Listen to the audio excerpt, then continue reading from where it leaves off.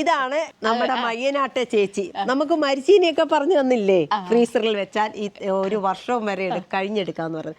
അപ്പൊ ചേച്ചിയുടെ വീട്ടിൽ ഞാൻ വീണ്ടും എത്തിയിരിക്കുകയാണ്. അപ്പൊ ഇന്ന് ചേച്ചി പരിചയപ്പെടുത്തുന്ന നമ്മുടെ അഗസ്ത്യ ചേരിയാണ്. ഈ ഇലയ്ക്കൊരു ഗുണം ഉണ്ടെന്നുള്ളത് എനിക്ക് അറിയാത്തൊരു കാര്യമായിരുന്നു ചേച്ചി. അപ്പോഴും ഇലയും കൂടെ കുറച്ച് കൊണ്ടുപോകാം. അപ്പൊ ഈ ഇലയുടെ ഗുണം എന്തുവാ ചേച്ചി?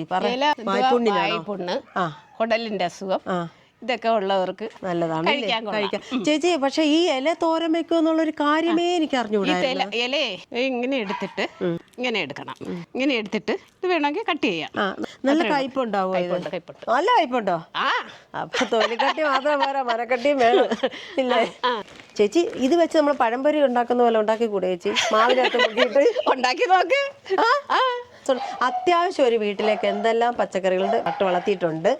അതിന്റെ ഒരു ഗെയിമേയും ചേച്ചി കീഴിൽ പോകത്തില്ല കേട്ടോ.